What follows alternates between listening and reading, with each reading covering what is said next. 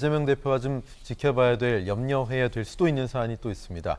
자, 쌍방울그룹의 대북 송금 의혹 사건, 검찰이 어제 김성태 전 쌍방울 회장 그리고 이화영 전 경기평화부지사, 안부수 아태평화교류협회 회장, 방용철 쌍방울 부회장 등 관련자 4명을 불러서 대질 신문을 했습니다.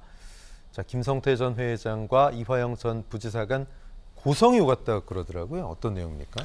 저도 언론 보도를 보고 알았는데 고성이 오갔다는 것을 직접 듣지 못했으니까요. 진짜 고성이 오갔는지 아니면 갑론을박이 좀 있었는지 그 정도 아마 서로가 이제 의견 대립이 있었다라는 것을 조금 강한 톤으로 묘사한 게 아닌가 싶은데, 이제 경찰이나 검찰에서 그 일반 폭력 사건을 수사할 때 이렇게 수사를 하는 경우가 있습니다.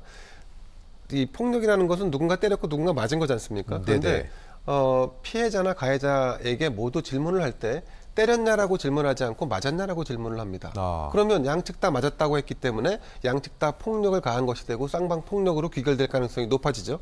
자, 지금 같은 경우도 정치인과 기업가가 결합된 이런 어떤 부정한 이 어떤 사건의 경우에는 기업가에게는 뇌물성으로 주었느냐만 질문을 해서 포커스를 맞추게 되고, 정치인에게는 그럼 그에 반대되는 입장에서 포인트를 맞춰서 결국은 양측 모두 기소하는데 유리한 내용들만 뽑아내서 기소하게 되는데, 지금 전형적으로 이 사건이 그렇게 흘러가고 있다라고 봅니다. 이화영 전 의원 같은 경우는 경기도에서 추진하고 있는 남북 사업을 조금 더 보란 듯이 키워서 그걸 이재명 그 당시 도지사에게 조금 얹혀주면 그것이 본인도 살고 이재명 도지사도 사는 이런 정치적 이득을 더 크게 우선순위에 뒀던 것 같고, 그에 반해서 김성태 이 쌍방울 전 회장 같은 경우는 그런 명분 하에서 이 북한의 사업권을 얻는, 그러니까 자기 사익에 더 우선순위를 뒀던 것 같은데, 독점적 사업권으로 인한 사업 확충, 그죠? 그렇습니다. 그러니까 결국은 양측 모두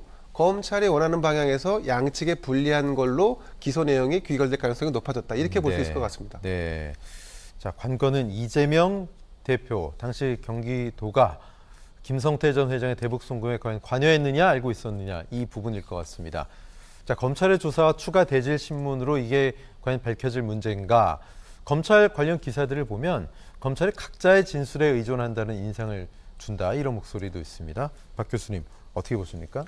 사실 정치인들의 뇌물이나 정치자금법 위반 수사도 이런 식으로는 하지 않습니다. 그러니까 최소한의 어떤 물증, 이런 것들이 확보가 돼야 되는데, 대북 송금 수사를 보면은요, 이화영 부지사가 구속되니까 이제는 수사에 속도를 낼 거다라는 보도가 있었습니다. 그 다음에 김성태 회장이 이제 그런데 속도가 나지 않으니까 김성태 회장이 소환되면 수사가 본격적으로 속도를 낼 거다. 근데 속도가 오르질 않아요. 그러니까 이번에는 금고지기가 소환되면 들어오면 또 속도를 낼 거다. 금고지기 들어왔는데 속도가 안 오릅니다.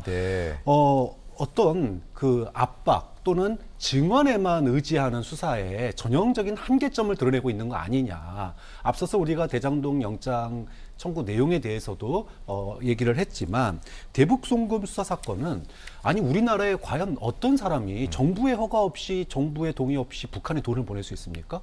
그거는 거의 반역죄나 간첩죄예요. 그렇다는 것은 정부의 동의나 허가가 있었다는 얘기고, 이런 것들이 공적인 어떤 그 집행이 아닌 사적인 목적 또는 누군가의 압력에 의해서 갈 수 있는 성격이 없다. 그것이 굉장히 어려운 문제거든요. 이런 부분들을 갖다가 과연 얼마만큼 검찰이 입증할 수 있을지, 이 부분이 관건인데, 지금까지 검찰의 수사 속도가 나지 않는 이유가 거기에 관련된 물증 없이 증언에만 이렇게 의지하는 수사를 하다 보니 한계점에 도달하고 있는 거 아니냐라고 하는 그런 민주당 일각의 목소리가 있는 거죠. 네, 검찰의 수사 상황 앞으로 어떻게 흘러갈지 좀 지켜봐야 되겠습니다.